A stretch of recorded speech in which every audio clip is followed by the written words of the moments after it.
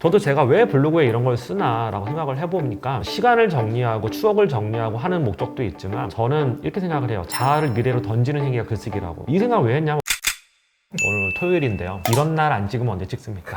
그쵸. 송 PD한테 제가 어떻게 물어봤어요. 어떤 컨텐츠 찍으면 좋을까? 책 빡세게 읽고 막 털스신잡하고 해야 되는데 요즘에 진짜 시간이 없었어요. 차도 안 타시고 솔직히 전 차에는 좀 흥미를 많이 잃은 것 같아요. 그렇죠? 아니 솔직히 뭐 슈퍼카 이제 타고 싶죠. 타고 싶은데 진짜 탈 시간이 별로 없어요. 어쨌든 글쓰기에 대해서 어떤 효용이 있느냐. 글쓰기에 대한 책은 되게 많아요. 제가 제일 재밌게 읽었던 책 중에 하나가 대통령의 글쓰기라는 책도 재밌게 읽었고 소설가의 일이라는 책, 직업으로서의 소설가 무라카미 하루키랑 소설가 김현수가 쓴 책도 되게 재밌게 읽었고 이미 예전에 책 추천해서 언급한 적이 있었고 가장 많이 이제 소설가들이 드는 예시긴 한데 두 가지 예시를 들어볼게요. 하나는 사마천. 사마천이 궁형을 당하잖아요. 궁형이 이제 고자가 되는 형벌이잖아요. 얼마나 고통스럽겠어요. 궁형을 당해가지고 고자가 됐는데 근데 이 사람은 그것도 뭐 오늘날처럼 좋은 환경에서 수술을 해서 제거하는 게 아니고 마약 먹이고 하는 건데 그렇게 고통스러운 환경, 거세된 자기 자신을 보면서 어떻게 그렇게 명작을 남길 수 있었느냐. 사실 저는 사마천이 그렇게 고통스러운 환경에서 그런 글쓰기에 몰두를 하면서 그거를 극복할 수 있다고 생각을 하는데 또 하나의 또 예시를 들어보면 정약용의 형 정약전 흑산도로 유배가 되게 되죠. 자산오보를 쓰게 되죠. 거기서 근데 평생 거기서 살면서 물고기의 생김새나 뭐 이런 걸 보면서 이제 글을 쓰게 돼요. 딱 보면 왜 물고기를 탐구하면서 왜 이런 글을 썼을까. 근데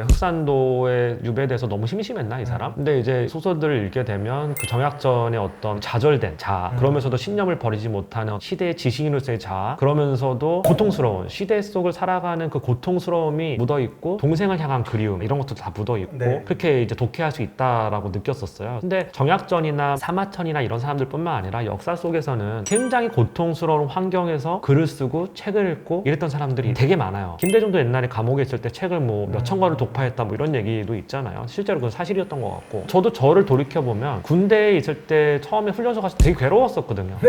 누구나 다 괴롭잖아 처음에는. 아 나 신난다. 수류탄 던지 너무 재밌겠다. 이런 사람이 어딨어요. 굉장히 괴로웠었는데 처음에 군대를 갔을 때 수양록이라고 하나 거기다가 엄청 글을 내가 적은 게 있어요. 쓸데없는 글이긴 한데 근대 철학에 대해서 막 적어놓은 게 있어. 군대 가서 그런 걸 왜 적어? 근데 왜 그걸 적었을까? 물론 나와 비할 바는 아니지만 사마천은 궁형을 당하는 그 고통 속에서 정약전은 흑산도에 유배가 돼서 다시는 만날 수 없는 동생을 그리워하고 한 시대를 살아간 지식인으로서의 어떤 자아가 좌절되고 그 상황 속에서 왜 물고기의 생김새라든가 이런 것들 적으면서 그 시간을 보냈을까? 생각을 해보면 글쓰기라는 게 여러 가지 목적들이 있잖아요. 목적이라기보다는 저는 안 할 수 없는 끌림이라고 생각하거든요. 많은 사람들이 글쓰기를 하면 치유의 목적이 있다고 얘기를 해요. 그게 어떤 굉장히 고통스러운 일을 겪었을 때 글을 쓰거나 그림을 그리거나 했을 때 이게 실제 승화가 돼요. 많은 부분들이. 의식의 행동이라고 봐요. 그러니까 이게 인류 사회가 점점점 이제 문명 사회로 진입하게 되면서 장례식이라고 하는 문화가 생겨나잖아요. 고대 이제 문명이 생겨나기 이전의 선사시대 그 이전 세대에도 전 있었다라고 생각을 하는데 한 사람이 죽었을 때 내가 너무 소중한 사람 부모님이나 뭐 내 형제나 아니면 친한 친구나 내가 사랑하는 누군가가 죽었을 때 인간은 너무 고통을 참기가 힘든 거예요. 너무나 큰 상실이 왔을 때 그걸 어떻게 채울 것인가. 그거를 채워주는 의식을 개발한 거죠. 내가 어떤 사람이 죽었을 때 너무나 힘든데 이거를 힘듦을 치유하는 그리고 힘듦을 극복할 수 있는 정치적, 사회적 또는 시족 단위의 집단적 의식을 개발한 게 전 장례식이라고 보거든요. 근데 그거의 태초는 뭐냐 하면 소중한 사람을 잃었을 때 엄청난 공허감이거든요. 상실감이고 이거를 극복하게 해줄 수 있는 사회적 장치가 있어야 돼요. 그 사회적 장치는 장례식이라든가 이런 것들일 거고 종교적인 어떤 장치들일 거고 거기서부터 전 시작을 해야 된다고 생각하는 인간은 왜 글을 쓰는가에 대해서 저는 제가 뭐 소설가도 아니고 글을 쓰면서 밥 먹고 사는 사람도 아니고 그 정도 잘 쓰지는 못하지만 저도 제가 왜 블로그에 이런 걸 쓰나 라고 생각을 해보니까 시간을 정리하고 추억을 정리하고 하는 목적도 있지만 글을 쓰면서 스스로 치유된다라는 어떤 느낌도 되게 많이 받았어요. 글을 쓴다는 거는 능동적인 행위예요. 굉장히 과거를 내 스스로 돌아보고 뿐만 아니고 내 관념 안에 있는 내 생각 안에 있는 어떻게 보면 인간의 의식이라는 게 있고 그 밑에 무의식이라는 게 있으면 그 경계선에서 왔다 갔다 하는 게 전 글쓰기라고 생각하거든요. 남한테 보여주기 위한 글, 블로그 글이나 이런 거 말고 정말 일기 같은 거 정말 내 무의식의 어떤 근처까지 가는 게 글쓰기라고 생각을 하는데 그럼으로써 후회되는 일들이나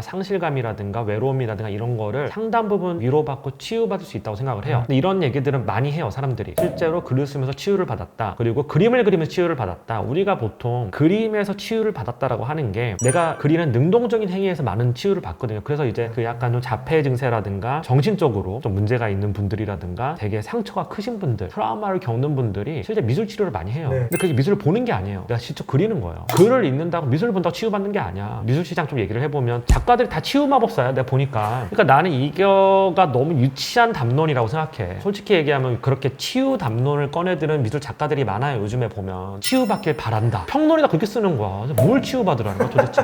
너무 예쁘다. 이거 보고 있으면 내가 마치 꽃밭에 온 것 같아. 이렇게 치유받을 수도 있지만 저는 그런 치유는 되게 일시적인 치유라고 생각해요. 치유의 근본적인 거는 능동적인 행동이 전 들어가야 된다고 생각을 하거든요. 그게 포인트예요. 그리고 우리가 그 정신적으로 문제가 있거나 정신적 트라우마를 겪는 사람들이 하는 미술 치료라는 게 미술 보는 게 아니에요. 직접 능동적으로 그리는 거예요. 색칠을 쓰면서 자기가 잘 그려야겠다 이런 게 아니라 그냥 하면서 치유가 되는 거예요. 이거를 자기가 있었던 일을 곱씹어보고 승화가 되는 거예요. 그래서 속된 말로 우리가 여자친구랑 헤어지고 너무 슬프면 운동을 열심히 하면 잊혀진다 이런 말 있잖아요. 사람은 사람으로 잊혀지기 때문에 사람을 많이 만나라 이런 말도 있고 그것도 다 이거의 연장선이라고 생각을 합니다. 능동적인 어떤 행위가 개입이 됐을 때 인간은 상실로부터 치유될 수 있다고 저는 생각해요. 근데 그 중에서 제일 좋은 게 뭐냐? 글쓰기라고 생각해요. 그게 글쓰기가 과거의 일들을 다 끄집어내가지고 파헤치고 남한테 보여지지 않는 글쓰기면 더욱더 나의 어떤 내면 깊은 곳까지 들어가게 되거든요. 그거를 통해서 더 슬퍼지고 더 우울해지지만 어느 순간이 딱 다다르게 되면 그걸 넘어가게 돼요. 근데 그 치유는 능동적인 행위가 동반돼야 된다. 제일 좋은 게 뭐냐? 글쓰기다. 그림은 막 캔버스로 사야 되고 귀찮잖아. 글쓰기는 펜 하나만 있으면 돼요. 이 펜 하나만 있으면 글쓰기는 누구나 할 수 있는 거고. 근데 여기서 또 하나 나아가야 된다 생각을 해요. 아까 전에 고통 속에서 글을 썼다 그랬잖아요. 사마천이나 정약전이나 이런 사람들이 감옥에 갇히고 유배를 가고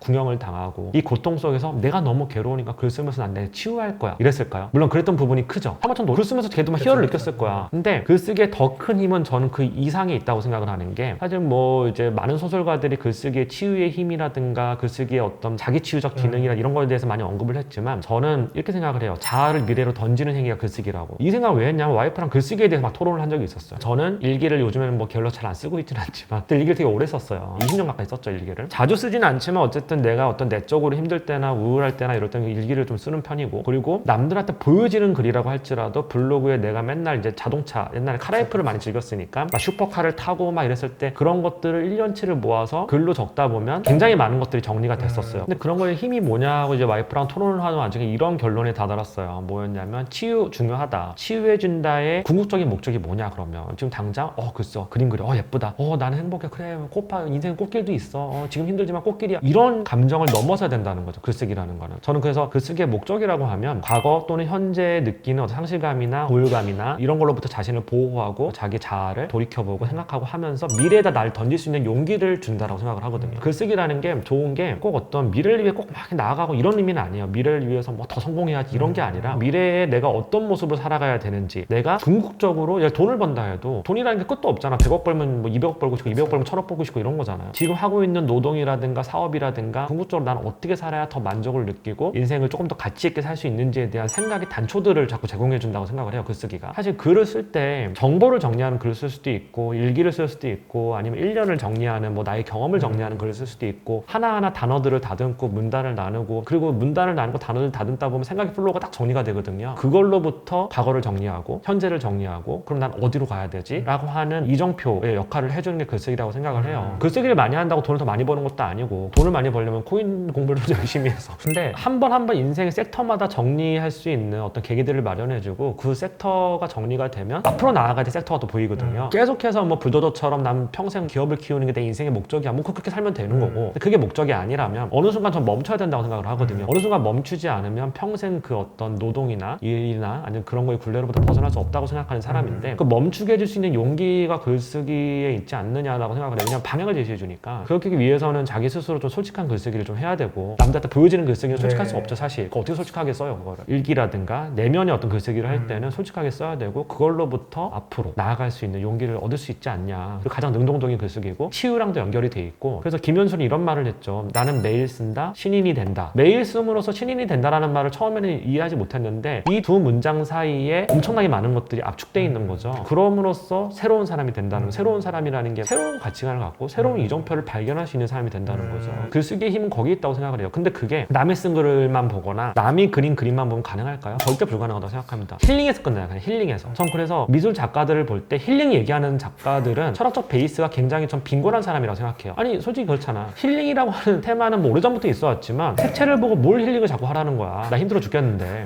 그래서 진정한 힐링으로부터 미래로 자기를 던질 수 있는 용기를 얻을 수 있으려면 뭔가 능동적인 행위를 해야 된다. 인간은. 그게 운동이어도 좋고 사람을 만나는 거 좋고 글쓰기도 좋지만 누군가가 날 힐링해 주길 바라고 어떤 훌륭한 사람이 뭔가를 보고 힐링되는 거는 좀 한계가 있지 않느냐라고 생각을 해요. 그럼 만약에 그걸 글쓰기에서 찾겠다고 하면 일반 사람들은 일기에서도 저는 일기에서 충분히 찾을 수 있다고 생각해요. 유치하면 어때? 누가 보는 게 아닌데 맞춤법 틀리면 어때? 그러면서 느는 거지. 그래서 저는 글쓰기의 효용은 거기에 있지 않느냐. 그래서 와이프랑 토론한 내용을 지금 컨텐츠에 옮기는 건데 토론이라기보다 와이프랑 계속 저녁 먹으면서 얘기를 했거든요. 힐링 넘어서 자아를 던지는 거다. 미래로. 멋진 말이다. 내가 생각하는 멋진 말이야. 멋진 말이었어.